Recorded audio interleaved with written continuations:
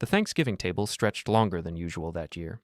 My daughter Emily had insisted on hosting at her place, the renovated Victorian in the suburbs that she and her husband Brett had bought 18 months earlier. White walls, reclaimed wood, those Edison bulbs hanging from black iron fixtures that cost more than my first car. I sat at the far end, nearest the kitchen, while the conversation flowed around me like water around a stone. Dad doesn't really get cryptocurrency, Emily said, laughing as she poured herself more wine. We tried to explain it to him last month. He just smiled and nodded. Brett leaned back in his chair, grinning. It's generational.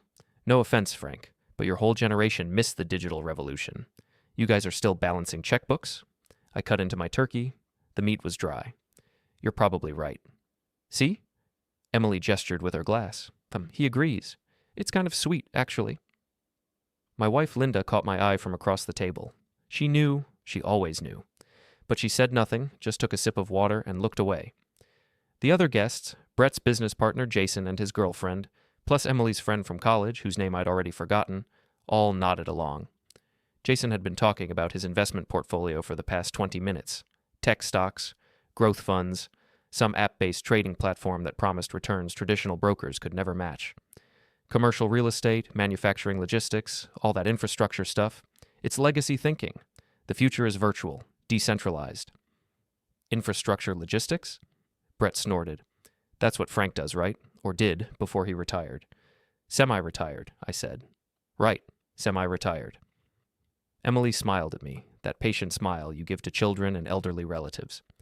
Dad still consults sometimes, for old clients who haven't updated their systems yet? Exactly, Brett said. Legacy systems. That's the perfect term for it. Like, no disrespect, but that whole industry is basically on life support. Everything's moving to cloud-based solutions, AI optimization, real-time data analytics. I nodded slowly. You know a lot about it. Well, Jason and I have been looking at some logistics startups, disrupting the space, you know? These old guard companies, they're sitting on assets they don't know how to leverage. Property, equipment, client relationships, all just gathering dust because the leadership is stuck in 1985. Sounds promising, I said. Linda's foot touched mine under the table, a warning, or maybe just acknowledgement. The conversation shifted. Someone mentioned the housing market. Emily launched into a detailed explanation of how she and Brett had refinanced, restructured some family trust arrangements, optimized their tax position. She used terms like vehicle and instrument and strategic allocation. Brett nodded along, adding technical details whenever she paused. I recognized some of the structures they were describing. Recognized them because I'd helped set them up back when Emily first asked me about estate planning, back when she still called me for advice. But they were talking about these arrangements now as if they'd designed them, as if I'd had nothing to do with it. Your father doesn't really understand this stuff, Emily said to no one in particular. He's always been more of a hands-on, blue-collar thinker, which is great, don't get me wrong. Honest work. But the financial world has gotten so complex. Nothing wrong with simple, Brett said. He raised his glass toward me. Frank's generation built the foundation. We're just building on top of it. Building on top of it, I repeated. Exactly. The dinner continued. Dessert appeared, some deconstructed pumpkin thing with foam and a tuile cookie, coffee, more wine. The conversation turned to politics, then to a Netflix show I hadn't seen, then back to money. Around 9:30, people started gathering their coats. Jason and his girlfriend left first, then Emily's friend. Brett walked them out, his voice carrying through the open door as he said goodbye. Linda and I stayed to help clean up. Emily protested, but not very hard. In the kitchen, Emily scraped plates while I rinsed them. Linda packed leftovers into containers. Brett was in the living room, checking his phone. Thanks for coming, Emily said. I know Brett can be a little intense sometimes. About business stuff. He's excited about his future, I said. Nothing wrong with that. He really respects you, Dad. We both do. It's just, different worlds, different approaches. I understand. She looked at me then, really looked, and for a moment I saw something flicker across her face. Doubt, maybe, or guilt. But it passed quickly, replaced by that same patient smile. You're not upset, are you, about anything anyone said? Not at all. Good.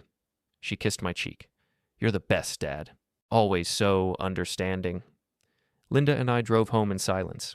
The streets were empty, most of the houses dark. It was past 10 when we pulled into our driveway. Inside, Linda made tea.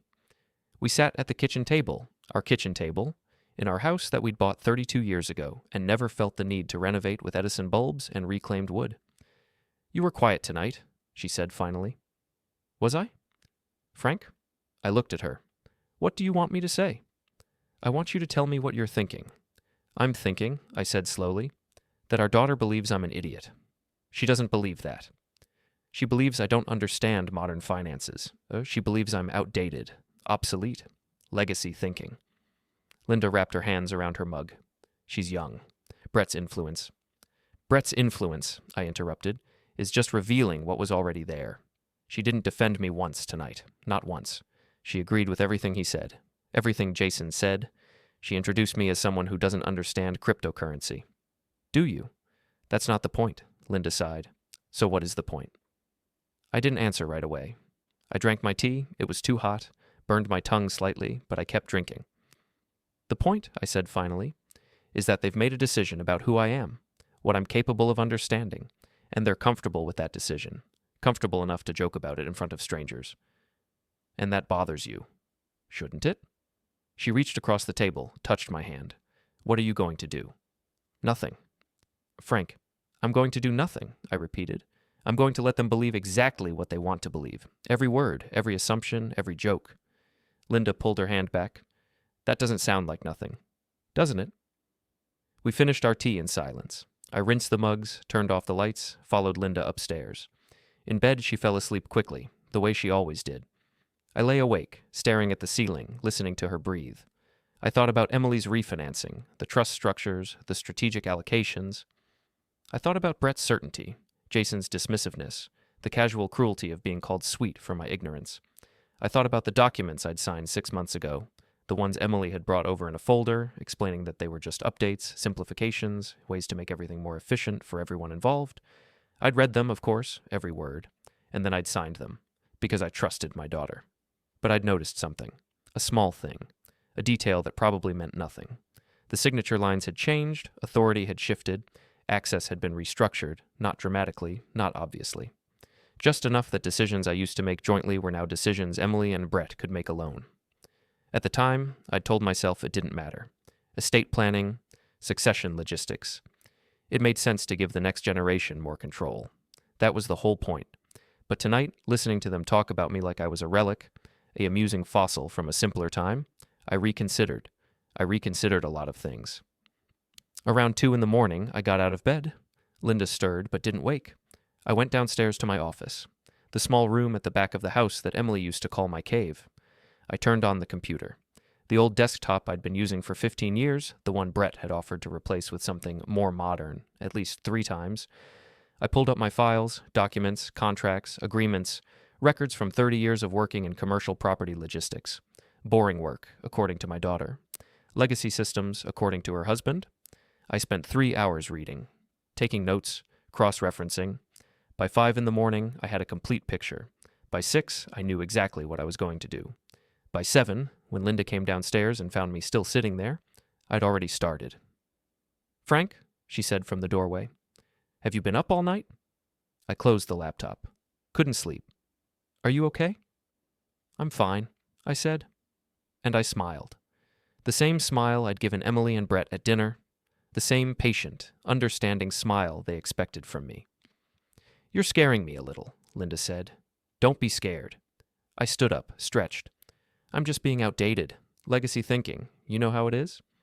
She didn't laugh. I made coffee. Linda made breakfast. We ate together, like we did every morning. She kept looking at me, waiting for me to explain, but I didn't. Around 9, my phone rang. Emily.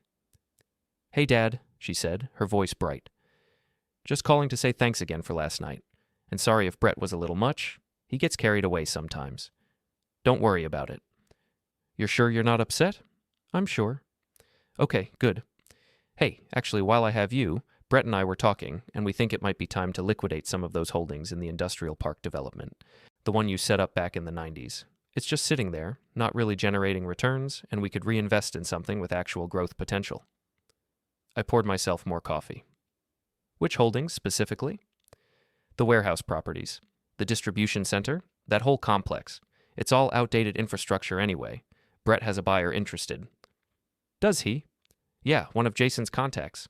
They'd take the whole portfolio off our hands. We could close in 30 days. I sipped my coffee. It was still hot. And you want my input on this? Well, technically, we don't need it. I mean, based on the updated agreements, Brett and I can execute this on our own. But we wanted to keep you in the loop. Out of respect? Out of respect, I repeated. Yeah. So what do you think? I think, I said slowly, that you should do what you think is best. Really? Really. You're the one who understands modern finances. I'm just legacy thinking, remember? She laughed. Dad, don't be like that. I didn't mean... I know what you meant, and it's fine. You have my blessing. Sell it all. Okay. She sounded relieved. Great. Thanks, Dad. I'll send you the paperwork when it's done, just so you have it for your records. Appreciate it. Love you. Love you too. I hung up. Linda was staring at me. What just happened? Emily wants to sell the warehouse properties. And you said yes? I said she should do what she thinks is best. Frank, it's fine, I said. Really, it's all fine. But Linda knew me too well. She knew it wasn't fine. She knew I was planning something. She just didn't know what. Neither did I, exactly. Not yet. But I knew where to start. I finished my coffee, kissed Linda on the forehead, and went back to my office. I had phone calls to make, old contacts to reach out to, people who understood legacy systems, people who remembered what infrastructure logistics actually meant, people who knew that outdated didn't mean obsolete, it just meant patient. As the story unfolds, hit the hype button, like, subscribe, and write in the comments. Would you forgive them or walk away? The warehouse complex that Emily wanted to sell sat on 43 acres in the commercial district east of downtown, 3 buildings, 92 loading bays, rail access, fiber optic lines I'd had installed back in 2011 when everyone said it was a waste of money. I'd built it in 1996 with a partner named Vincent Delgado. Vincent died in 2004. His stake passed to his daughter, who sold it to a holding company which restructured under a different entity, which eventually became part of the family trust I'd set up for Emily. Complicated. Deliberately complicated, because complex systems protect themselves. I drove out there on Monday morning. Linda thought I was meeting an old client for lunch. Not exactly a lie. I was meeting someone. The main building looked the same as always, gray corrugated metal. Small windows set high on the walls. The parking lot needed repaving, had needed it for years, but that was intentional too. Made the place look less valuable than it was. I parked near the office entrance. The door was locked, but I had keys. I'd never given them back, and nobody had ever asked for them. Inside, the air smelled like dust and old paper. The front office was empty. Had been for months. Emily and Brett didn't see any point in maintaining staff here. They ran everything through remote management now. Automated systems, digital oversight, very modern, very efficient. I walked through the office, past the empty desks and dark computers, back to the file room, the physical archives. Another thing they'd wanted to digitize and purge. I'd convinced them to wait, said I'd handle it personally. They'd agreed because it saved them the expense of hiring someone. The files were still here, 30 years of paper, contracts, leases, maintenance records, insurance documents, everything that made the boring, outdated infrastructure function. I found what I was looking for in the third cabinet, a folder labeled Utility Easements and Subsurface Rights. Inside were the original agreements from when we'd bought the land. Vincent and I had negotiated hard on these. The property sat on top of old utility corridors, water, gas, electrical, data. Back then, nobody cared much about data. But Vincent had been forward-thinking. He'd insisted we retain subsurface access rights, not just for the cables that existed, but for any future installations. We'd structured it so that anyone wanting to run new lines through this section of the district would need our permission. In 1996, it seemed like paranoid overreach. By 2015, when the city began upgrading its fiber network, those rights were worth 7 figures. I'd negotiated a licensing deal with the utility companies. Quiet money, consistent money. It flowed into a separate entity that I controlled directly. Not part of the family trust. Not subject to the restructuring Emily and Brett had done. They didn't know about it because they'd never asked. They'd looked at the warehouse buildings, seen outdated infrastructure, and assumed that was the whole picture. Legacy thinking.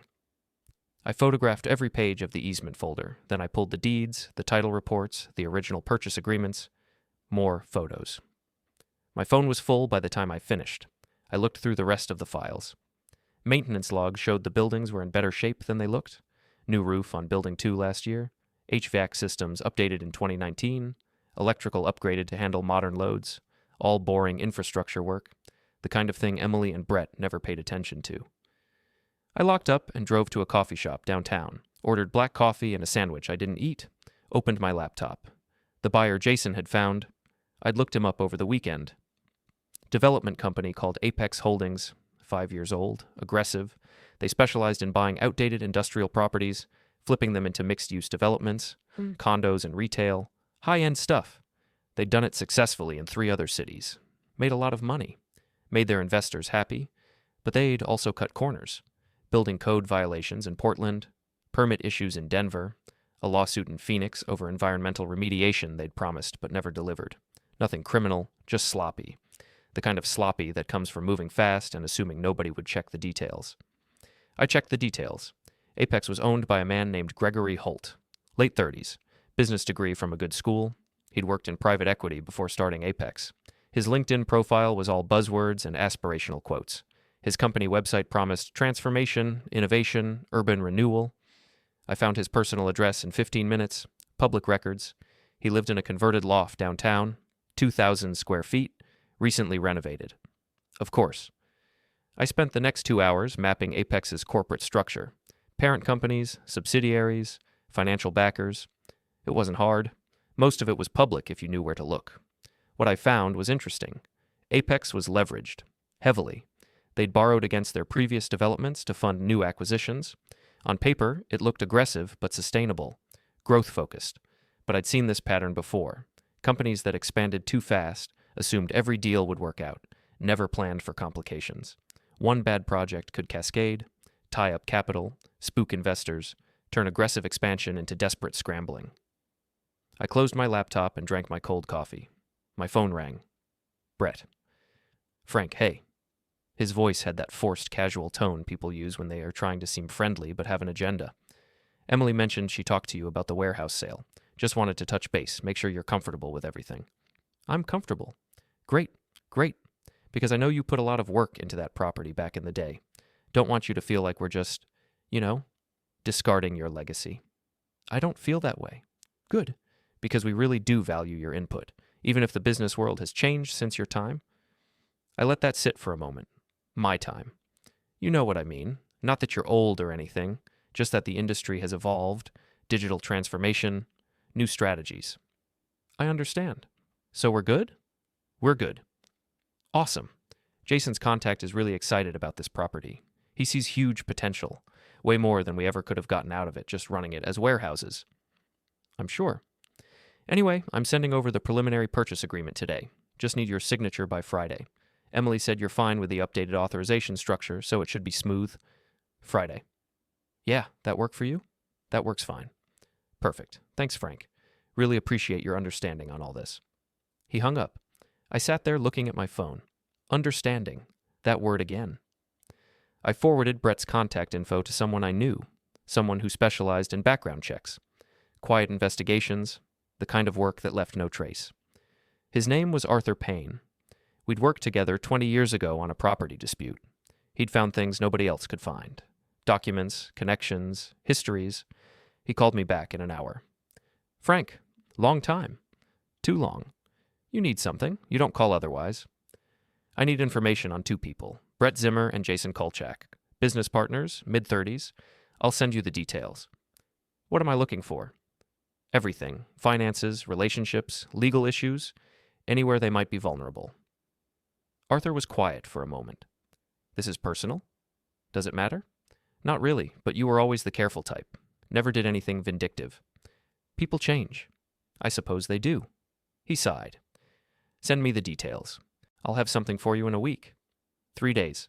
Frank, 3 days. I'll pay double. Fine, 3 days. I sent him everything I had on Brett and Jason. Then I drove home. Linda was in the garden, pulling weeds from the flower beds. She looked up when I pulled into the driveway. How was your meeting? Productive. Are you going to tell me what's going on? I walked over to her, crouched down beside the flower bed. The dirt was dark and rich. Linda had worked this garden for 30 years. Patient work, seasonal work. Do you remember what Vincent used to say? I asked. About infrastructure? Which thing? He said infrastructure is invisible until it fails. People don't notice the power lines until the lights go out. Don't think about the water pipes until the toilet doesn't flush. Don't appreciate the roads until there's a sinkhole. Linda pulled another weed. I remember. Emily and Brett think I don't understand modern business. They think infrastructure logistics is outdated, legacy thinking. And they're right. It is legacy. But legacy doesn't mean obsolete. It means foundational. It means everything else depends on it. Frank, what are you doing? I stood up, brushed dirt off my knees. I'm going to let them sell the warehouse. But I'm going to make sure they understand what they're selling and what they're not. Linda looked at me for a long moment. This is about more than the warehouse. Yes? They're going to get hurt. Yes. And you're okay with that. I didn't answer. I didn't need to. Linda went back to her weeding. I went inside. The purchase agreement arrived that afternoon. 34 pages. I read every word. They'd structured it simply. Apex Holdings would pay $8 million for the property. All 3 buildings, the land, everything. Except they hadn't listed everything. The easement rights weren't mentioned, the subsurface access agreements, the utility licensing deals. Either they didn't know about them, or they assumed they were included in the purchase. Either way, they were wrong. I printed the document, made notes in the margins, found 3 other issues. Small things. Easements for stormwater drainage, access rights for the adjacent properties, maintenance responsibilities for the shared infrastructure. None of it had been addressed. I called the city planning office, asked to speak to someone about zoning variances for commercial development in the industrial district. The woman who answered was helpful, explained that any change in use for the warehouse property would require environmental review, traffic impact studies, community input meetings, process that could take 18 months, maybe longer. Has anyone inquired about this recently? I asked. Let me check. Papers shuffling. Yes, Apex Holdings. They submitted a preliminary inquiry last month. What was the response? We sent them the requirements packet. Haven't heard back yet. Thank you. I hung up and smiled. Apex was planning to rezone. They had to be. You couldn't turn warehouses into luxury condos without it, but they hadn't done the homework yet, hadn't realized how complicated the process was. They were assuming they could figure it out later. Another pattern, moving fast, assuming flexibility. I signed the purchase agreement, exactly where they'd marked. No changes, no objections.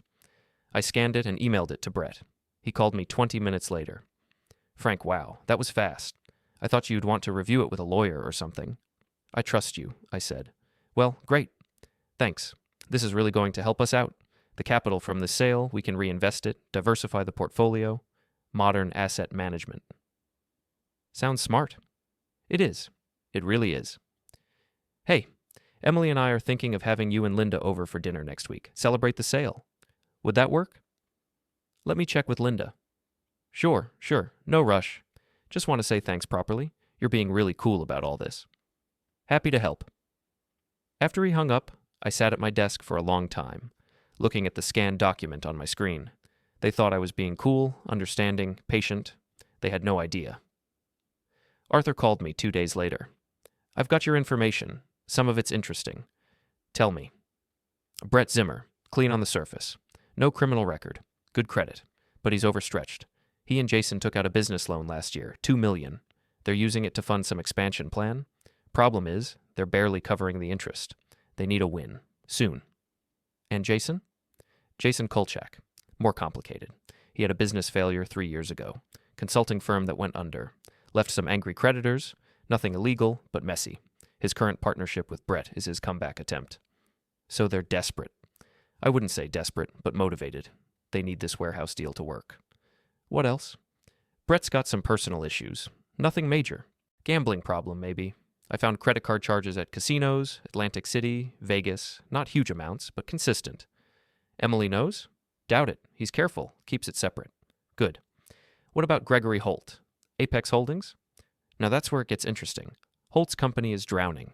They've got 3 projects in development hell right now. Behind schedule, over budget, their Portland property, still in litigation over code violations. Denver project got delayed by environmental issues. Phoenix is completely stalled. So they're in trouble. They're hemorrhaging cash. They need this warehouse property to work out. Need it fast, no delays, no complications. And they haven't done their homework. Doesn't look like it. I checked the public records. No evidence they've investigated zoning requirements. No environmental assessments filed. They're planning to submit everything after the purchase closes, assuming it'll be rubber stamped. Exactly, which means they're vulnerable. Arthur was quiet for a moment. Frank, what are you planning? Just making sure everyone understands what they're buying. This is going to get ugly. Probably. And you're okay with that? People should be careful about who they underestimate. That's not an answer. It's the only one you're getting. I paid Arthur his fee. Double, like I'd promised. Then I started making phone calls. First, to the environmental consulting firm that would handle the assessment for the warehouse property, asked some questions about their process, timelines, potential issues. The property had been industrial for 60 years. There might be soil contamination, underground storage tanks, asbestos in the old buildings. All treatable, all fixable, but all time-consuming and expensive. Next, I called 3 of the businesses that leased space in the adjacent properties. Small companies, machine shops, fabrication facilities. I'd known their owners for years. I asked them if they'd heard about the potential redevelopment. They hadn't. I suggested they might want to attend the community input meetings, make sure their access rights were protected, their loading zones, their utilities. They thought that was a good idea. Finally, I called a lawyer I knew, someone who specialized in property law. I asked him about subsurface rights, easements, whether they transferred automatically with property sales. He said it depended on how they were structured. In my case, they didn't transfer, unless specifically listed in the purchase agreement, which they weren't. So the buyer wouldn't automatically get those rights? I asked. Not unless they're explicitly included in the deed transfer. Why? Is there a problem? No problem, just clarifying. Frank, I've known you a long time. You're clarifying for a reason. Maybe. Want to tell me what's going on? Not yet. He sighed. Be careful. Property disputes get messy. I'll keep that in mind. I hung up and looked at my notes. Everything was in place. Emily called that evening, asked if Linda and I could come to dinner Friday night. Celebration dinner. She wanted to thank me properly for being so understanding about the sale. We'd love to, I said. Great. 7 o'clock? I'm making roast chicken. Sounds perfect. Thanks, Dad. You're really the best. A lot of fathers would have made this difficult. But you get it. You understand we're just trying to build our future. I understand completely. After dinner, Linda and I sat on the back porch. The evening was cool. The garden looked peaceful in the fading light. You're going to tell me eventually, Linda said. Tell you what? What you're planning. What all these phone calls are about. What you're really doing. I was quiet for a while. They're selling the warehouse to a company that can't afford complications. Brett and Jason need the money. They're overextended. This is their big win. And I'm going to make sure there are complications. How? The easement rights, the subsurface access, the utility agreements. None of that transfers with the sale. I still control it. Linda turned to look at me. So after they sell the property, after they sell it, Apex Holdings will discover they don't have the rights they need. They can't run new utilities without my permission, can't access the fiber network, can't do half of what they're planning. And that will delay their project, which means Apex will want their money back, but Brett and Emily will have already spent it. Reinvested it, diversified the portfolio, modern asset management. Linda was quiet. They'll lose everything. Not everything, just their confidence, their certainty, their comfortable assumption that they're smarter than everyone else. Frank? They called me outdated, legacy thinking. They joked about it in front of strangers. They restructured the family trust to cut me out of decisions. They're selling property I built without even asking if they understand what they're selling. So this is revenge. This is education. That's not... They wanted to build on top of my foundation, I said. Fine. Let them discover what happens when the foundation decides not to support the weight. Linda didn't say anything for a long time. We sat there in the gathering dark, listening to the crickets. Finally, she spoke. I can't stop you. No. But I don't have to like it. No. She went inside. I stayed on the porch until the stars came out. Tomorrow was Wednesday. The sale would close on Monday. By Tuesday morning, Apex Holdings would start discovering the problems. By Wednesday, they'd be calling their lawyers. By the end of the week, they'd be demanding answers from Brett and Jason, and Emily, and by the time they all figured out what had happened, it would be too late to fix it. Legacy thinking, patient thinking, infrastructure thinking. You don't destroy foundations. You just stop supporting them and watch everything collapse. Monday morning, I drove to a coffee shop across from the bank Brett and Emily used, parked where I could see the entrance, drank coffee and waited. They arrived at 11:30, both of them, dressed professionally. Emily in a navy suit, Brett in slacks and a blazer. They looked excited, walked fast, held hands. They were inside for 40 minutes. When they came out, Emily was smiling. Brett had his phone to his ear, probably calling Jason, probably confirming the money had hit their account. $8 million, their seed capital, their future. I finished my coffee and drove home. The first call came Tuesday morning. Unknown number. I let it go to voicemail. Mr. Anderson, this is Trevor Banks from Apex Holdings. I'm the project manager for the warehouse acquisition. I need to speak with you about some access issues we've discovered. Please call me back as soon as possible. I deleted the message. The second call came 2 hours later. Same number. Mr. Anderson, Trevor Banks again. This is urgent. We're having issues with the utility companies. They're saying we need permission from you to access the subsurface infrastructure. I need clarification on this immediately.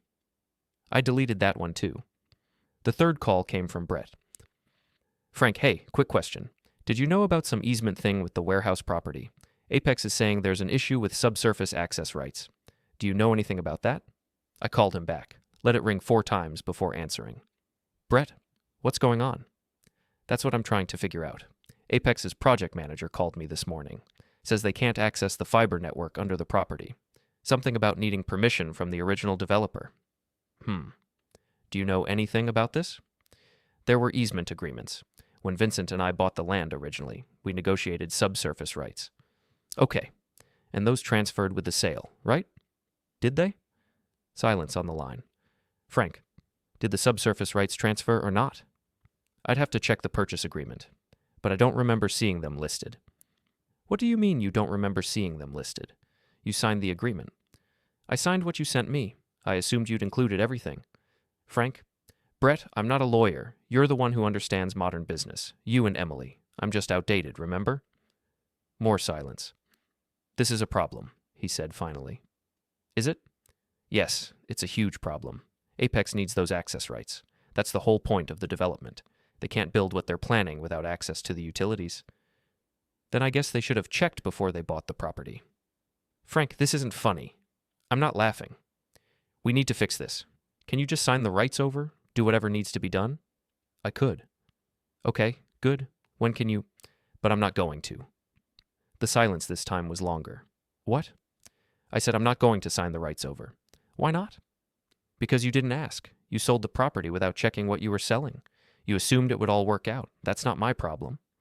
Frank, this is serious. Apex is threatening to back out of the deal. They're saying if they can't access the utilities, the purchase agreement is void. Then they should have done their due diligence? This is going to blow up the whole sale. Probably. And you don't care? Not particularly.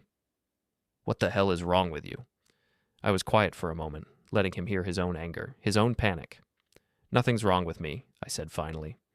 I'm just being outdated, legacy thinking, not understanding modern business.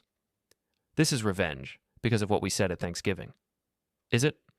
Jesus Christ, you're actually doing this. You're sabotaging the sale because your feelings got hurt. My feelings aren't hurt, Brett. I just don't feel obligated to help you fix problems you created. This isn't just my problem. This affects Emily too, your daughter. I'm aware. And you're okay screwing over your own daughter? I'm not screwing anyone over. I'm just declining to give away something valuable for free. That's smart business, right? Modern thinking? He hung up. I sat there looking at my phone. It felt cold in my hand. Linda came into the room. That was Brett? Yes. He knows. He's starting to understand. And Emily? She'll know soon. Linda sat down across from me. This is really happening? Yes. And you're going through with it? Yes. She looked at me for a long time. I don't recognize you right now. I'm still me. Are you? I didn't answer. Wednesday morning, I woke up alone. Linda's side of the bed was empty. The house was quiet. I made coffee, read the news, tried to focus on anything except my phone. It rang at 8:30. Brett. I didn't answer. It rang again at 9. Emily. I let it go to voicemail. Dad, please pick up. We need to talk. Apex is filing a lawsuit. Their lawyers are saying we committed fraud. Dad, we're going to lose everything. Please, I'm begging you, just call me back. I deleted the message. At 10, someone knocked on my door. I looked through the window. Jason. I'd been expecting this. I opened the door. Jason, we need to talk, now.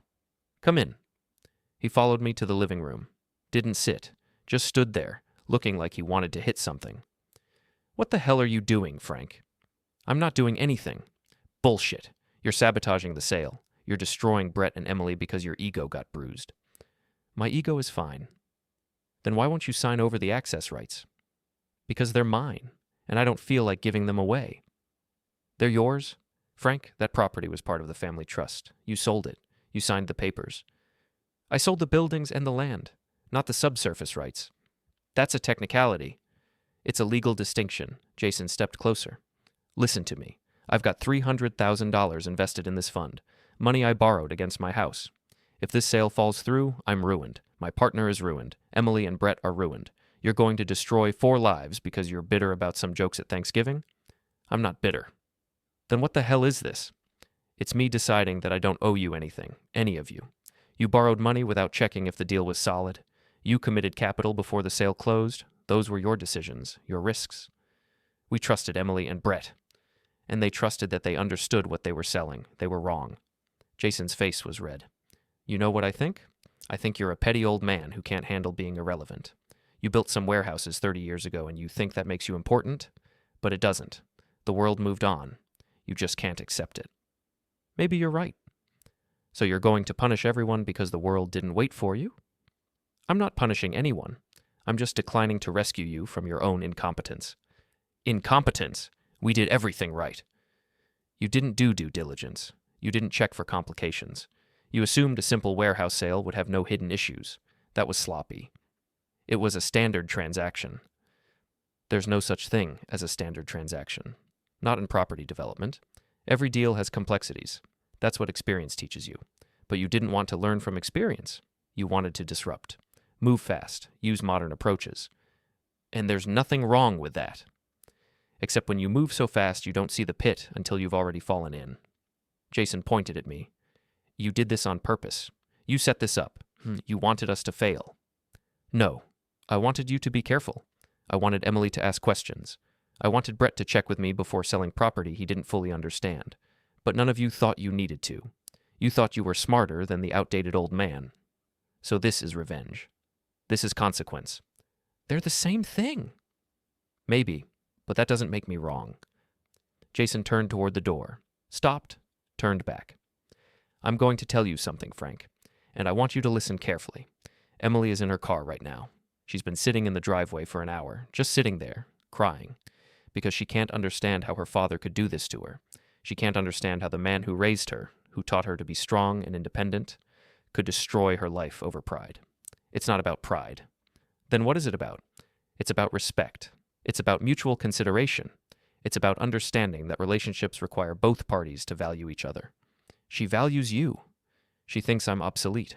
She restructured the family trust to cut me out. She sold my property without asking my input. That's not value. That's dismissal. Because she's an adult. She's making her own decisions. Then she can live with them. Jason shook his head. You're going to regret this. Maybe not today. Maybe not next week. But eventually you're going to realize what you've done. And by then it'll be too late. Probably. Does that not bother you? I didn't answer.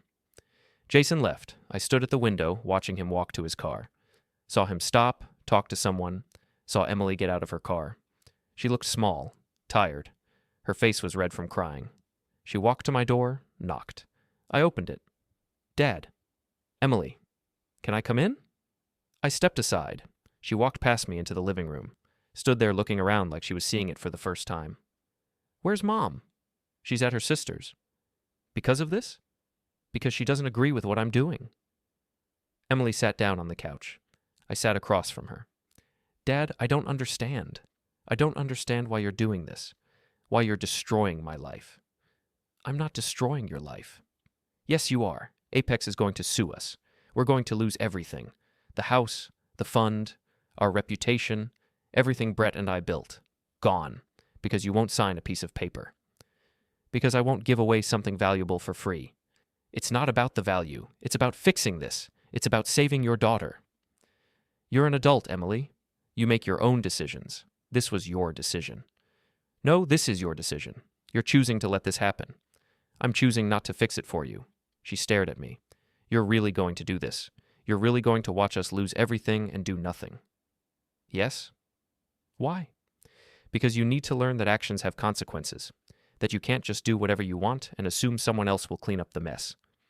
This isn't a mess I made. This is a technicality, a legal issue with the property that you should have known about. How was I supposed to know?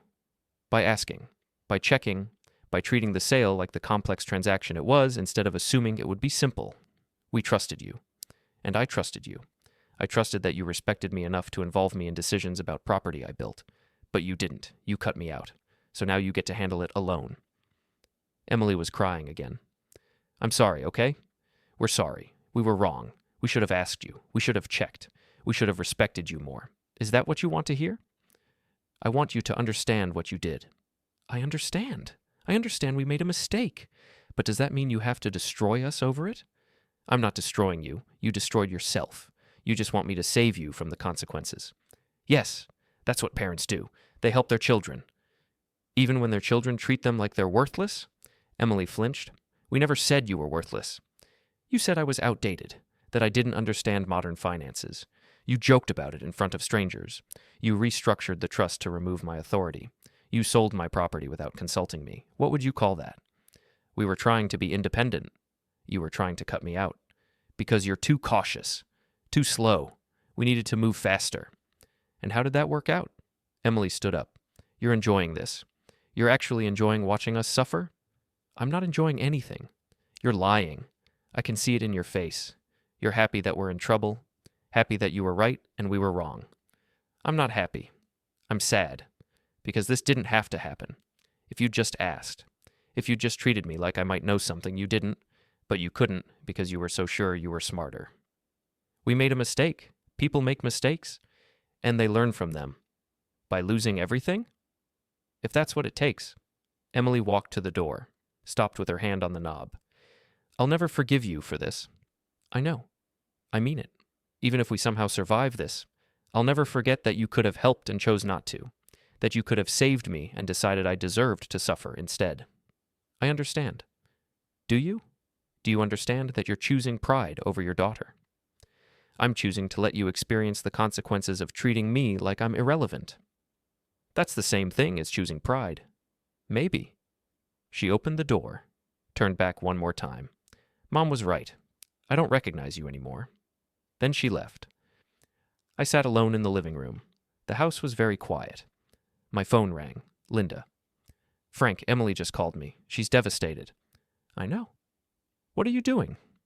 What I have to. No, you're doing what you want to. There's a difference. Is there? Yes.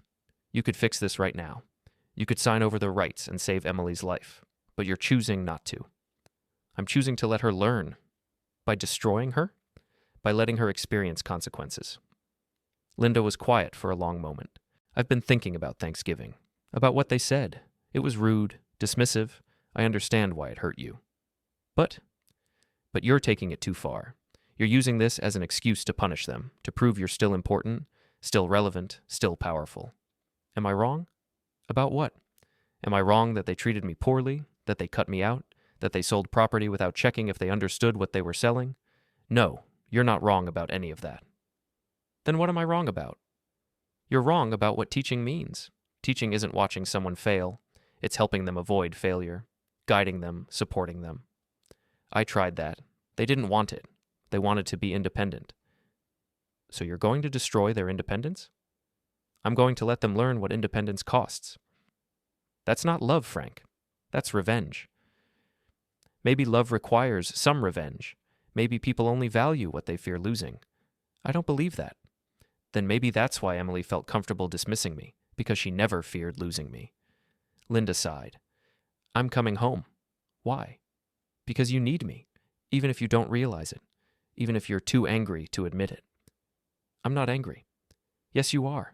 You're furious. At Emily. At Brett. At yourself for trusting them. You're so angry you're willing to destroy everything just to prove a point. What point? That they were wrong about you, that you're not obsolete, not weak, not irrelevant. You're proving you still have power, even if it means using that power to hurt your own daughter. I didn't respond. I'll be home in an hour, Linda said. We're going to fix this. No. Frank. No, Linda, I'm not fixing this. This is Emily's problem, her consequence, her lesson. Then it's my problem too, because I'm not going to watch you destroy our family. I'm not destroying our family. I'm redefining it. What does that mean? It means our family will be based on mutual respect, or it won't be based on anything. Linda hung up. I sat there holding my phone. Around 3 p.m, Arthur called. Frank, Apex filed their lawsuit. They're suing Emily and Brett for $10 million. Breach of contract, fraud, misrepresentation. $10 million? The sale was only $8 million. They're adding consequential damages. Lost opportunity, project delays, they're going nuclear. Can they win? Depends on the judge, but probably not. The purchase agreement doesn't guarantee subsurface rights. But that doesn't matter. Emily and Brett can't afford to defend against this. They'll have to settle or file bankruptcy. How long? Weeks, maybe days. Apex is pushing hard. They're in financial trouble. They need this resolved fast. And Emily and Brett? They're panicking. Brett called me this morning, asked if I could help. I told him I couldn't, that this was between them and their lawyers. What did he say? He said you're destroying them deliberately, that you set this up, planned it. He called you a lot of names. Some of them were creative. I'm sure. Frank, I'm going to ask you one more time. Are you sure about this? Yes? Even knowing what it's going to do to Emily? Especially knowing that. Why? Because she needs to understand. They all do. You can't treat people like they're worthless and then expect them to help you. You can't dismiss someone's experience and then demand they share their knowledge. Respect is earned, and they didn't earn it. So this is about respect. This is about teaching them what respect costs. Arthur sighed. I hope you know what you're doing. So do I. That evening, Linda came home. She didn't speak to me, just made dinner.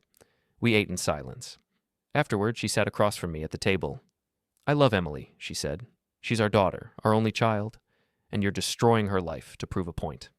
I'm letting her learn. You're punishing her. Those aren't mutually exclusive. Frank, please, I'm begging you. Sign over the rights. Fix this. Save our daughter. No? Why not? Because if I fix this, she learns nothing. She learns that she can treat me poorly and I'll still bail her out. That there are no consequences for disrespect. That family means I'm obligated to save her no matter what she does. Family does mean that. No. Family means mutual consideration. Mutual respect. Emily forgot that. She needs to remember. Linda stood up. Then I hope you're happy with your decision, because when Emily loses everything, when she's homeless and broken and destroyed, you'll know you could have prevented it, and you chose not to. I'll live with that. I don't know if I can. She went upstairs. I sat alone at the table. My phone buzzed. Text from Brett. You win.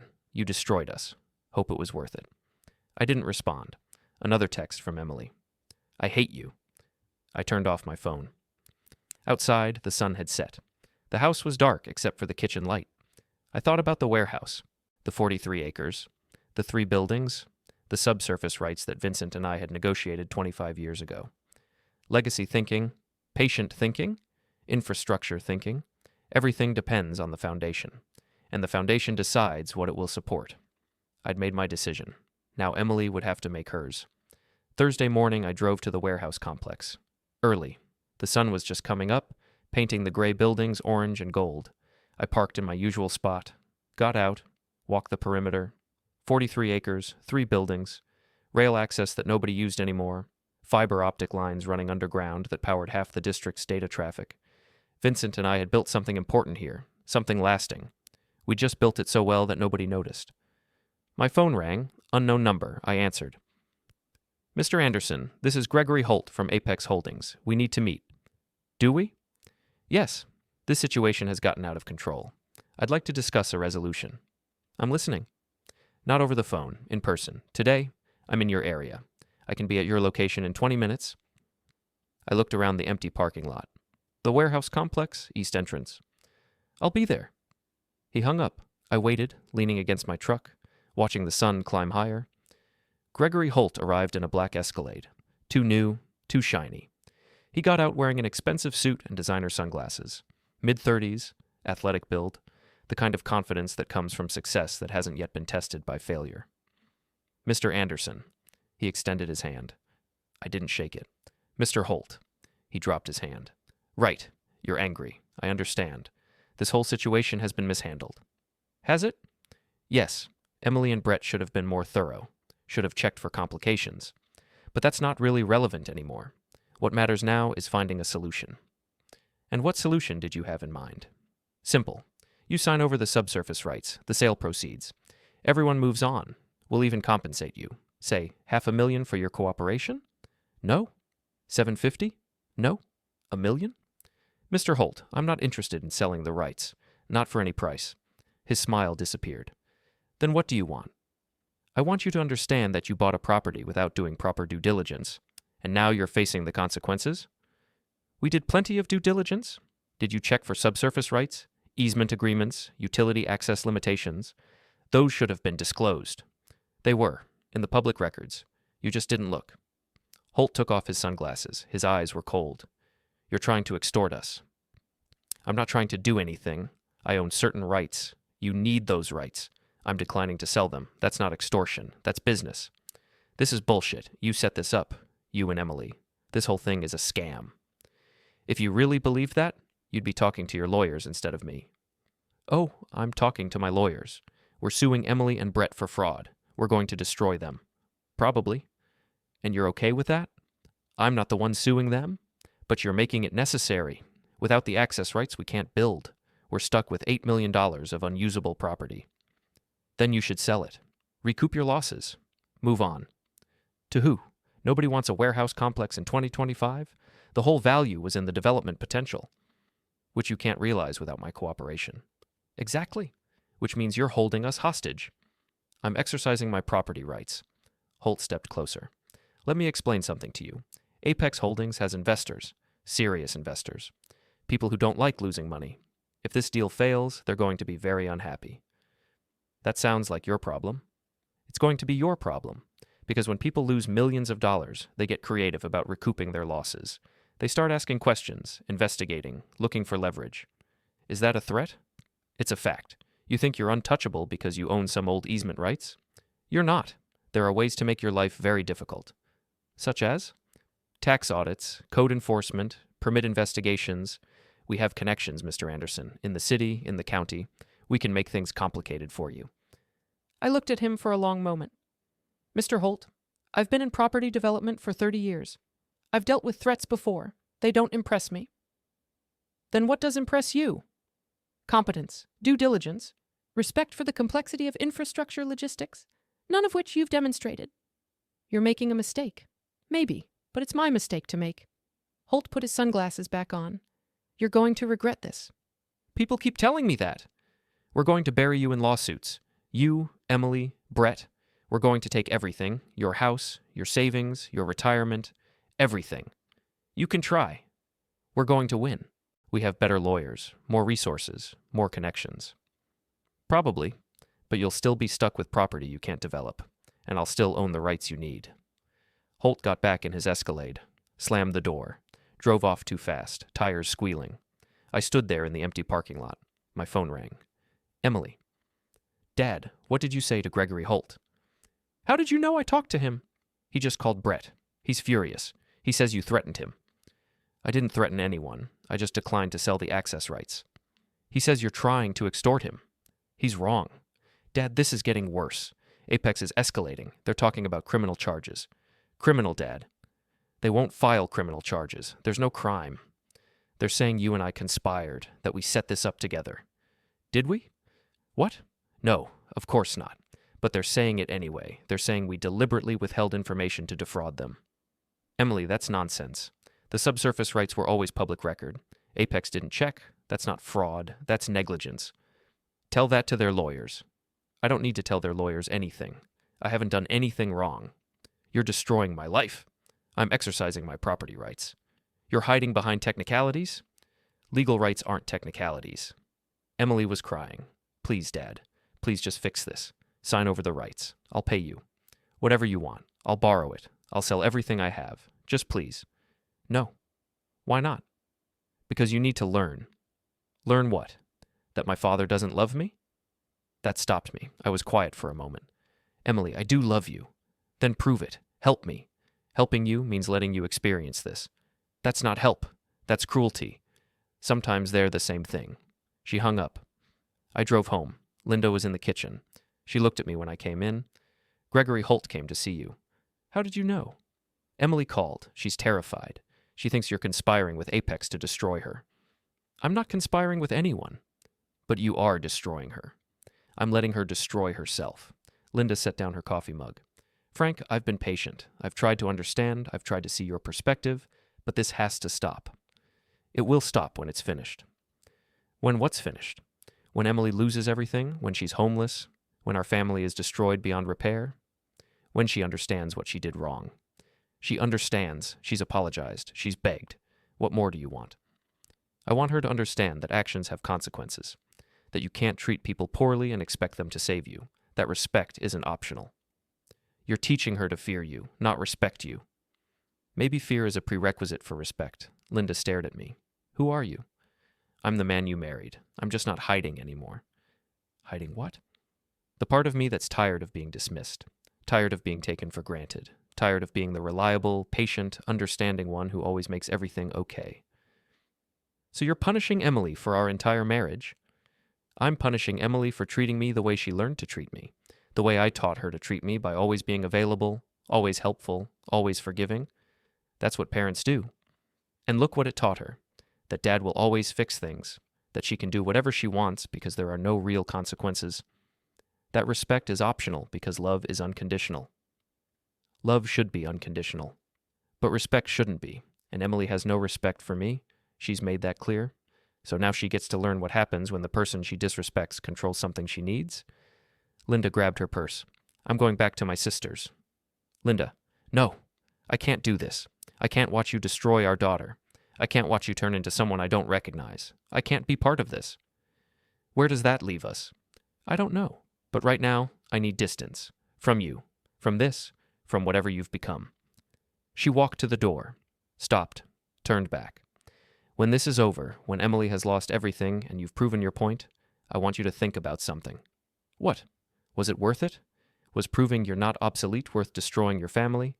Was teaching her respect worth losing her love? She left. I stood alone in the kitchen. The house was very quiet. My phone rang. Brett. Frank, we need to talk. Now. In person. When? Tonight. 6 o'clock. Your place. Fine. He hung up. I spent the rest of the day in my office, going through files, documentation, making sure everything was in order. At 6, Brett arrived, but he wasn't alone. Jason was with him and Emily, and a man I didn't recognize. Late 50s, expensive suit, carrying a briefcase. This is Martin Weiss, Brett said, our lawyer. I let them in. They filed into the living room, sat down. Martin Weiss opened his briefcase, pulled out documents. Mr. Anderson, I'm representing Emily Zimmer and Brett Zimmer in their dispute with Apex Holdings.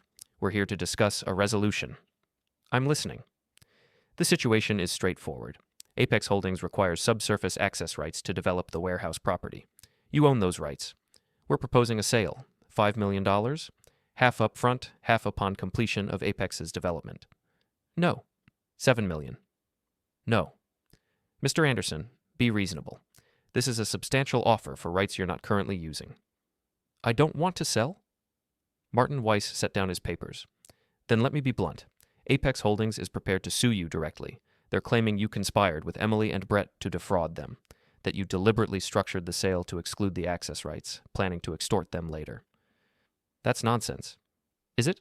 You're Emily's father. You were involved in setting up the family trust. You had knowledge of the property. A jury might find that suspicious. A jury might also find that Apex failed to do their due diligence. Possibly. But the legal fees alone would bankrupt you. Can you afford to defend against a $10 million lawsuit? I looked at Emily. She was staring at the floor, not meeting my eyes. Emily, did you ask your lawyer to threaten me? She didn't answer. Emily? She looked up. Her eyes were red. I don't have a choice, Dad. If you won't help us, we have to protect ourselves. By suing me? By doing whatever we have to do to survive. Brett leaned forward. Frank, this isn't personal. It's just business. You taught me that. Sometimes you have to make hard decisions. I did teach you that. I'm glad you learned. Martin Weiss put his papers back in his briefcase. Mr. Anderson, I'm going to give you 48 hours to consider our offer. If you don't accept, we'll file suit on Monday. We'll claim conspiracy, fraud, and extortion. We'll depose you, audit your finances, investigate every transaction you've made for the past 30 years. We'll make your life hell. You're welcome to try. This isn't a bluff. I don't think it is. Martin Weiss stood up. Then you're a fool. You're choosing pride over common sense, and it's going to cost you everything. Maybe, but at least I'll know that I stood my ground. They left. All of them. Emily didn't look back. I sat alone in the living room. The house felt bigger than it ever had. Emptier. My phone rang. Arthur. Frank, I just heard. Emily's lawyer is planning to sue you. I know, I was just threatened in person. And I'm not selling the rights. Frank, they're serious. Martin Weiss is a shark. He'll bury you in litigation. Let him try. This is suicide. You're going to lose everything defending yourself. Your savings, your retirement, your house. Maybe. Then why are you doing this? Because Emily needs to understand that she can't threaten her way out of consequences. That hiring a lawyer to intimidate me doesn't change the fundamental reality. She made a mistake. She's going to live with it. Even if it destroys you both? Yes. Arthur was quiet for a long moment. You know what scares me, Frank. I can't tell if you're being principled or if you've just lost your mind. Maybe those are the same thing. They're not, and I think you know that. What do you want me to say, Arthur? I want you to admit that this has gone too far, that you're not teaching Emily anymore. You're punishing her, and yourself, and everyone around you. Maybe. Is that really what you want? To burn everything down just to prove a point? I don't know what I want anymore. I just know I'm tired of being dismissed, tired of being taken for granted, tired of being the one who always has to be understanding. So you're going to destroy your family instead? I'm going to stop propping up people who don't respect me. That's not the same thing, isn't it? Arthur sighed. I can't help you anymore, Frank. Not with this. You're on your own. I always was. He hung up. I sat in the dark living room, the only light coming from the street lamps outside. I thought about Emily, about the little girl who used to sit on my lap while I read her stories, who used to ask me questions about everything, who used to think I knew all the answers. When had that changed? When had I become outdated, irrelevant, someone to be managed rather than respected? I didn't have an answer.